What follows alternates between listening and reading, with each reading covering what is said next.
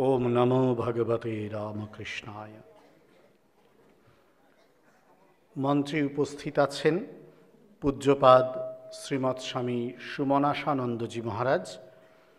পূজ্যপাদ মহারাজজিকে আমার ভূমিষ্ঠ প্রণাম নিবেদন করি। উপস্থিত আছেন শ্রী শুভ্র চক্রবর্তী, আজকের অনুষ্ঠানের প্রধান অতিথি। তাকে আমার আন্তরিক শ্রদ্ধা, নমস্কার, কৃতজ্ঞতা জানাই। আমাদের এই বিদ্যালয়ের প্রধান শিক্ষক শ্রদ্ধাভাজন প্রীতিভাজন স্বামী ইষ্টেশানন্দজি মহারাজ আছেন, তাকেও আমার শ্রদ্ধা নমস্কার জানাই। সামনে উপস্থিত আছেন পূজনীয় সন্ন্যাসী মহারাজেরা, তাদেরকে আমার ভূমিষ্ঠ প্রণাম।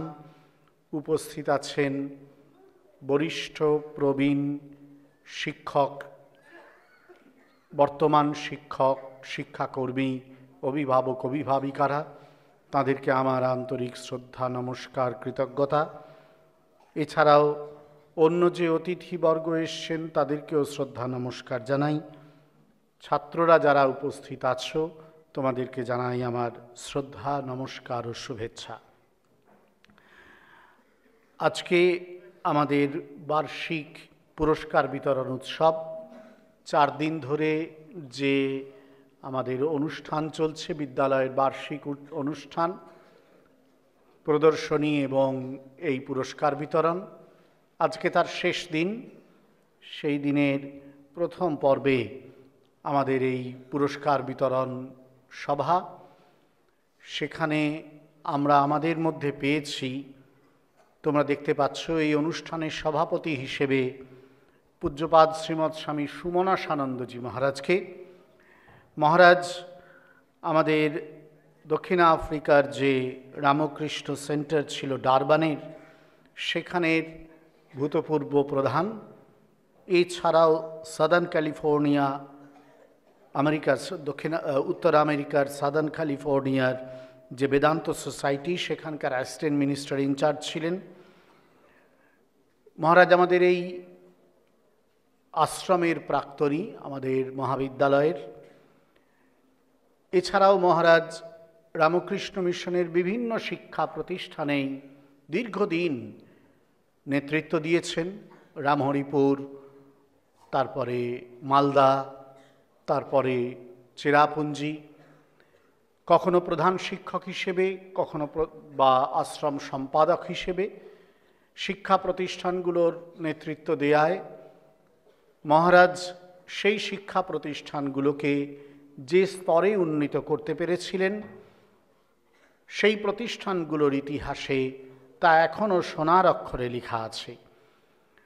তার জীবনের দীর্ঘ অভিজ্ঞতা, এমন প্রবীণ এবং শিক্ষাবিদ প্রণম্য সন্ন্যাসী মহারাজকে আমরা আমাদের মধ্যে আজকে এই অনুষ্ঠানের সভাপতি হিসেবে পেয়েছি। তাকে শুধু স্বাগত জানাচ্ছি না, তাকে আমাদের সবার পক্ষ থেকে এবং আমার ব্যক্তিগত পক্ষ থেকে ভূমিষ্ঠ সাষ্টাঙ্গ প্রণাম নিবেদন করছি। আমাদের মধ্যে উপস্থিত হয়েছেন পশ্চিমবঙ্গ সরকারের শিক্ষা দপ্তরের বর্তমান সচিব, স্কুল শিক্ষা দপ্তরের বর্তমান সচিব শ্রী শুভ্র চক্রবর্তী আইএএস। শুভ্রবাবু রামকৃষ্ণ মিশনের খুব অনুরাগী।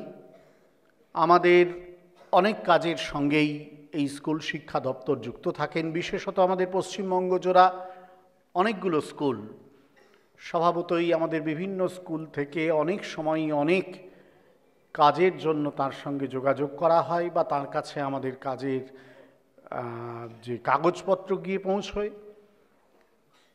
আমাদের মহারাজেরা যারা স্কুলের সঙ্গে যুক্ত আছেন, তারা প্রায় প্রত্যেকেই বলেন, এবং কিছুটা দূর থেকে হলেও আমি ব্যক্তিগতভাবে জানি, যে রামকৃষ্ণ মিশনের এই শিক্ষা প্রতিষ্ঠানগুলোর প্রতি তার শ্রদ্ধা ও অনুরাগ থাকার জন্যই আমাদের সমস্ত আবেদনগুলো বা আমাদের যোগ্য যে প্রার্থনাগুলো প্রতিষ্ঠানের পক্ষ থেকে, সেগুলোকে উনি যথাযোগ্য মর্যাদা দেন এবং তার যথাযোগ্য সমাধানের, সমস্যা থাকলে তার সমাধানেরও চেষ্টা করেন। স্কুল শিক্ষা দপ্তরে তার উপস্থিতি স্কুল শিক্ষা দপ্তরের কার্যাবলীকেও প্রভাবিত করেছে। তার বহু নিদর্শন আজকে পশ্চিমবঙ্গের স্কুল শিক্ষার সঙ্গে যুক্ত মানুষেরা পাচ্ছেন। তাকে আমাদের মধ্যে আমরা পেয়েছি। অত্যন্ত ব্যস্ত মানুষ, বুঝতেই পারো, তিনি এসেছেন, সেই জন্য তাকে আন্তরিক স্বাগত জানাই। আমাদের প্রতিষ্ঠানের পক্ষ থেকে শ্রদ্ধা নমস্কার নিবেদন করি। এছাড়াও আমাদের মধ্যে যে অতিথি অভ্যাগতরা এসেছেন, অভিভাবক অভিভাবিকারা এসেছেন, প্রাক্তন ছাত্ররা আছেন, তাদের সবাইকেই আমাদের শিক্ষা প্রতিষ্ঠানের পক্ষ থেকে, আশ্রমের পক্ষ থেকে আন্তরিক স্বাগত, শ্রদ্ধা নমস্কার জানাই। এই কয়দিন ধরে আমাদের বিদ্যালয়ের প্রধান শিক্ষক মহারাজের অত্যন্ত দক্ষ সুযোগ্য নেতৃত্বে এবং আমাদের শিক্ষক শিক্ষাকর্মী যারা রয়েছেন তাদের পরিচালনায় আমাদের ছাত্ররা এই প্রদর্শনী এবং স্কুলের এই যে উৎসব, সেই উৎসবকে সুচারুরূপে নির্বাহ করে চলেছে। একটা বিদ্যালয়ের পরিচয় আজকের দিনে কেবলমাত্র তার রেজাল্ট দিয়ে হয় না। বার্ষিক পড়াশোনার যে ফল, সেটি নিশ্চয়ই খুব ভালো হতে হবে। জাতীয় স্তরে নিশ্চয়ই তার একটা সুপরিচয়, সুখ্যাতি থাকতে হবে। সেটি আমাদের এই বিদ্যালয়ে দীর্ঘকালাবধি নিরন্তরভাবে বজায় রাখতে পেরেছি। এটি একটি নিশ্চয়ই এই বিদ্যালয়ের ক্ষেত্রে অত্যন্ত উল্লেখযোগ্য ঘটনা। গতকালই তোমরা তার নিদর্শন পেয়েছ যে বিএনএসটিএস আমাদের স্কুলকে একটি পর্যায়ে সেরা স্কুল হিসেবে মনোনীত করেছে। সেই বিবরণ প্রধান শিক্ষক মহারাজ দেবেন। কিন্তু এহ বাহ্য, আগে কহ আর। আমাদের রামকৃষ্ণ মিশনের শিক্ষা প্রতিষ্ঠানগুলোর যারা পরিচালনায় থাকেন, যারা শিক্ষকতা করেন, শিক্ষা কর্মে সহায়তা করেন, এবং তোমরা যারা ছাত্ররা, অভিভাবক অভিভাবিকারা যারা আছেন, আমাদের প্রাক্তন ছাত্ররা আছেন, এই যে একটি সম্মিলিত পরিবার, এই পরিবারটির সমাজে, দেশে, মানুষের সভ্যতায় অন্য একটি ভূমিকা রয়েছে। সে ভূমিকা এই সমাজের সামনে সেই স্বাতন্ত্র্যকে তুলে ধরা, যে স্বাতন্ত্র্যকে অন্য প্রতিষ্ঠান, সমাজ বা দেশ আত্মসাৎ করতে পারে। আমি শুধু শিখি, এটাই আমাদের প্রতিষ্ঠানের কোনো ট্যাগলাইন নয়। আমরা শিখে যা হই তা দেখে, বা শিখতে শিখতে যা করি তা দেখে অন্য প্রতিষ্ঠানও যদি উদ্বুদ্ধ হয়, সমাজে যদি পথ পায়, তাহলেই কিন্তু আমাদের সমস্ত প্রচেষ্টা সার্থক। আজকের দিনে অতি পরিচিত শব্দ মূল্যবোধের শিক্ষা। বহু ব্যবহারে মূল্যবোধের শিক্ষা বা এই মূল্যবোধ, এই ধারণাগুলো ক্লিশে হয়ে যেতে চলেছে, অতি জীর্ণ হয়ে যেতে চলেছে। কিন্তু পৃথিবীতে কিছু কিছু শব্দ, কিছু কিছু ভাবনার গুরুত্ব কখনো কমে না। তার মধ্যে এই ভাবনাটিও একটি। ভারতবর্ষের সনাতন আদর্শ ভারতবর্ষের মানুষকে শিক্ষা দিয়েছে এমন একটি সমাজ, এমন একটি সভ্যতা গড়ে তোলার, যে মানুষের ভিতরের সমস্ত দীপ্ত বৃত্তিগুলোকে, মূল্যবোধগুলোকে প্রতিষ্ঠা করবে। ভগবদ্গীতার একটি অধ্যায়ের নাম হচ্ছে দৈবাসুর সম্পদ বিভাগ যোগা।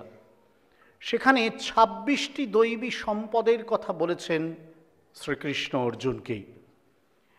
এই সম্পদগুলো দৈবী এই কারণে যে এদের দিব্যতা ব্যক্তি মানুষকে ও সমাজ মানুষকে একটা উন্নততর স্তরে পৌঁছে যেতে পারে। আমার ছাত্রদের কাছে অনুরোধ, যারা বাবা মারা রয়েছেন তাদের কাছে অনুরোধ, নিশ্চয়ই এই প্রতিষ্ঠানের শিক্ষকরা তো সেটা পালন করবেনই, করেনি, কিন্তু আপনাদের কাছে, তোমাদের কাছে অনুরোধ, এই 26টা গুণ তালিকাভুক্ত করে তোমাদের জীবনে মিলিয়ে দেখবার চেষ্টা করো। আদর্শ শব্দটা মুখ্যত সংস্কৃত, তার একটা সোজাসাপটা বাংলা মানে আয়না। আয়নায় কি করি আমরা? ঘর থেকে বেরোবার আগে, আজকেও তোমরা করে এসেছো, আমরাও করি, নিজেদেরকে একটু দেখে চুলঠুলগুলো, জামাঠামাগুলো একটু ঠিকঠাক করে নিই। আয়নার কাজ এই। আদর্শের কাজও তাই। ওটাকে যদি সামনে রাখা যায় তাহলে নিজের অবিন্যস্ত, বিশৃঙ্খল, অগোছালো যে জীবনযাপন, তাকে ঠিকঠাক করে নেওয়া যায় ওই আদর্শটাকে সামনে রেখে।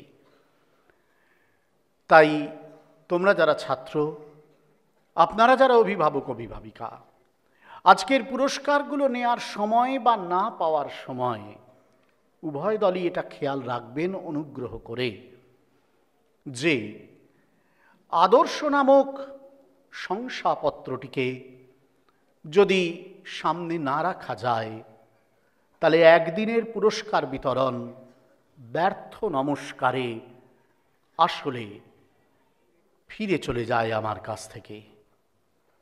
তাই আজকের এই পুরস্কার পাওয়া বা না পাওয়া, তোমাদের জীবনে এই আদর্শকে চিরকাল ধরে রাখার শপথ হিসেবে যেন প্রতিকায়িত হয়, তোমরা সেটিকে নিজেদের জীবনে যেন তুলে রাখতে পারো।